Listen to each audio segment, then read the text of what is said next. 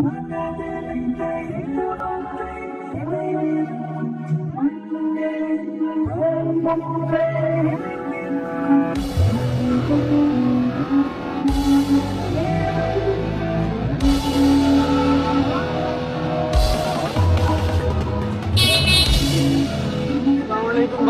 ওয়ালাইকুম আসসালাম রিয়াদ, কি অবস্থা রে? নতুন লাইনম্যান কিছু দিতারতাছ? না ভাই, লাইন তো লাগাইতে হয় না ভাই। লাইন লাগাইতে গেলে ভাই জসিম ভাই ধরে মারে ভাই। তুই শালম ভাইরে কিছু কস না? ভাই শালুম ভাই তো বলছে, আর শালুম ভাই তো ভাই সবসময় আমগুলো লগে থাকে না। আর ভাই পোস্ট অফিসের গলিতে যে লাইনগুলো লাগাইছে না, ওই কেবল টেবল তো জসিম ভাই বেচা ভাই, বাবা বাবা খেয়ে আরে নেশা কর রে, তুই মিজান কাকারে কিছু কস না? ভাই মিজান কাকারও কইছে, আকবর ভাই তো সেটিং দিয়ে রাখছে। বুঝছি, এলাকায় ঢোকার ব্যবস্থা করতেছি। এলাকায় যেদিন থেকে ঢুকমু ওই দিন থেকে কারো লাইন থাকবো না, এতিম একবড় লাইনও থাকবো না, শুধু মনোরঞ্জন আর মনোরঞ্জন থাকবো, বুঝছ নাই? ভাই আমগো ব্যবসাটা তো ভালোই চলতেছিল, কি একটা সেকেন্ড হ্যান্ড মালের লেগা ঝামেলা লেগে রয়েছে। মারানি বড় ভাইয়ের লোকে কেমনে কথা কয় এটা জানোস না? ধর এটা কাটি রাখ, কিছু খাইস। আর তুই কথা কম কবি, কাম বেশি কর।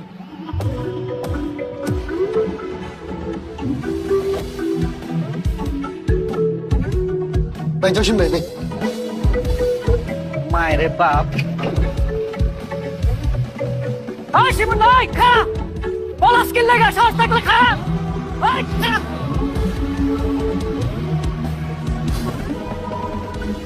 ডিজিটাল হইতেছে, স্মার্ট হইতেছে, এই উন্নয়নের সাথে আপনাদের শরীক হইতে হইব না? খালি জিবাই জিবাই করলে হইব? ফেসবুকে যে আমার একটা পেজ আছে, ওইখানে যে আমি ছবি আপলোড করি, ভিডিও আপলোড করি, কই আপনারা তো লাইক কমেন্ট শেয়ার কিছুই করেন না। জিগাইলেই কোন এমবি নেই।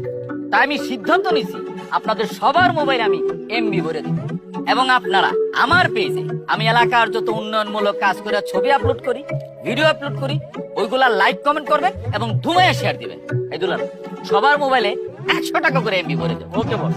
এবং ভবিষ্যতে এলাকার যত চিপা চাপা আছে সব চিপা চাপায় আমি ওয়াইফাইতে ভরাই দেব। ভিডিও কল, ছবি না, ভিডিও কল, ভিডিও কল। এই যে 200 দুজন ভাগ করে নিবেন। এই তুই তো পিচ্ছি, তোর তো মোবাইলে নাই। যাবাক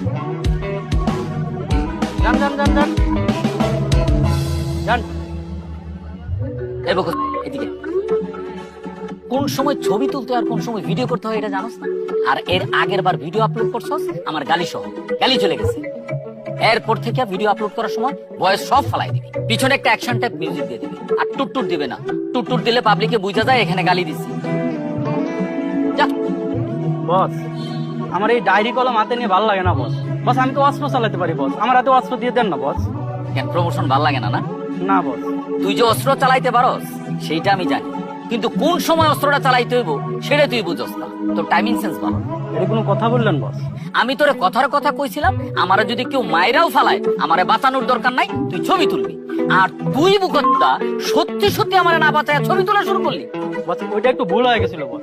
বস ওই তো বয়রা, ওই কানেই শোনে না, ওই আপনারে কি বাঁচাবো বস? ও বয়রা হইলো, ওর টাইমিং সেন্স ভালো।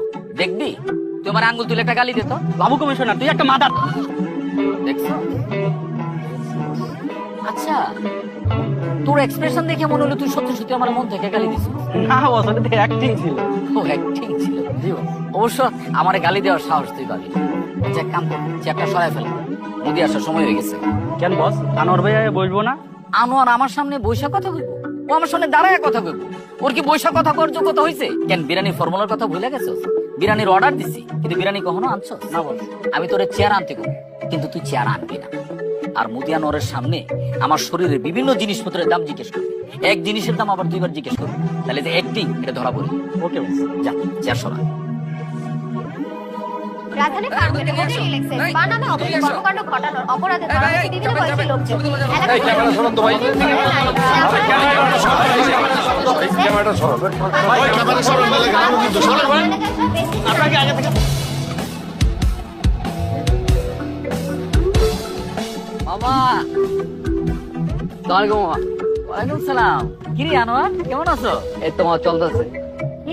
তুই কি রূপচর্চা করস নাকি? তুই তো আগের চেয়ে অনেক সুন্দর হয়ে গেছস, মানে বেসন টেসন কিছু মাখস? মামাজি কি কর না, রইতে পুরা কালো হয়ে গেছি, আমি নাকি রূপচর্চা করি। এই আনোয়ারের বইতে তো। এই তুই কি দোকানে আনো বস?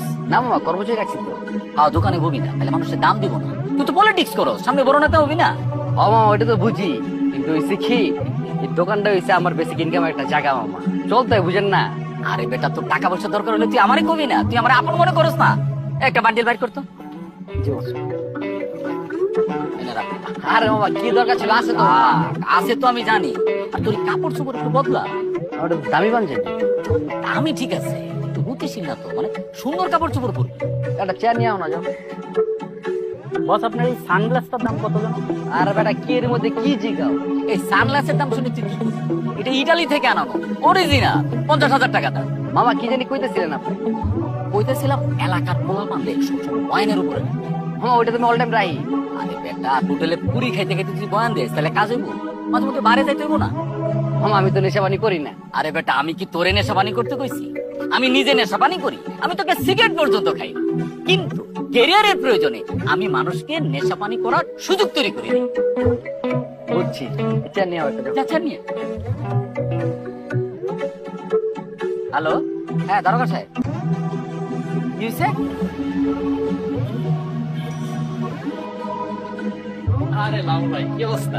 এই তো ভাই, থানায় কি মনে করেন? ভাই ছোট একটা কাজ আছে। ঠিক আছে ভাই, ও দেখা হবে, থ্যাংক ইউ, থ্যাংক ইউ। লাও ভাই, এটা তোমরা একটা কাম করলাম, তোমার কি এই বয়স আছে? আমি যদি জানতাম তোমরা এই কাম করে এখানে আসছো, আমি তোমরা ছাড়াইতে জীবনেও আসতাম না। এটা মার্ডার করে আসতাম, নিজেরে বুঝ দিতাম। আমরা কি বুঝছি নাকি? দুই বন্ধু মিলা